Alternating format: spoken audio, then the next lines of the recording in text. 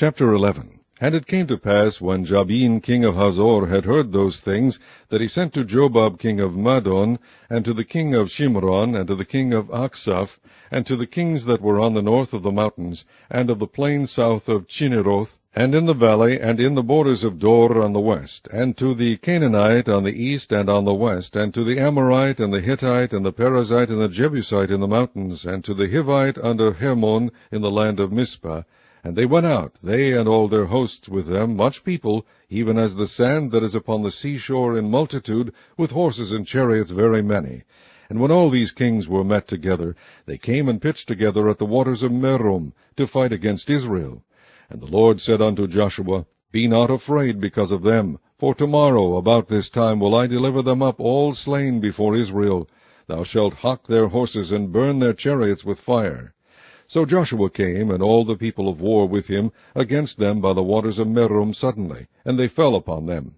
And the Lord delivered them into the hand of Israel, who smote them, and chased them unto great Zidon, and unto Misrephoth Maim, and unto the valley of Mizpah eastward, and they smote them until they left them none remaining. And Joshua did unto them as the Lord bade him. He hocked their horses, and burnt their chariots with fire. And Joshua at that time turned back, and took Hazor, and smote the king thereof with the sword. For Hazor beforetime was the head of all those kingdoms.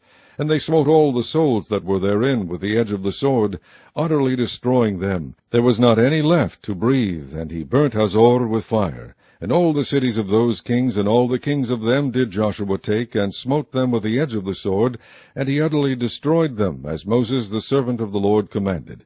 But as for the cities that stood still in their strength, Israel burned none of them, save Hazor only, that did Joshua burn. And all the spoil of these cities, and the cattle, the children of Israel took for a prey unto themselves, but every man they smote with the edge of the sword, until they had destroyed them, neither left they any to breathe. As the Lord commanded Moses his servant, so did Moses command Joshua, and so did Joshua. He left nothing undone of all that the Lord commanded Moses.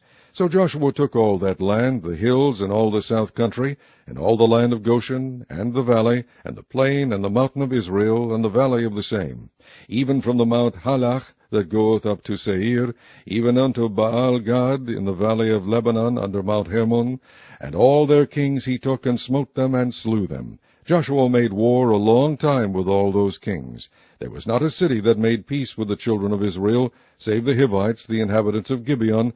All other they took in battle.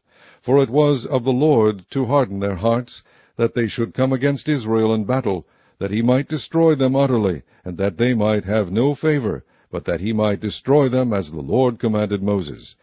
And at that time came Joshua, and cut off the Anakims from the mountains, from Hebron, from Debir, from Anab, and from all the mountains of Judah, and from all the mountains of Israel. Joshua destroyed them utterly with their cities. There was none of the Anakims left in the land of the children of Israel, only in Gaza, in Gath, and in Ashdod there remained. So Joshua took the whole land, according to all that the Lord said unto Moses, and Joshua gave it for an inheritance unto Israel according to their divisions by their tribes, and the land rested from war.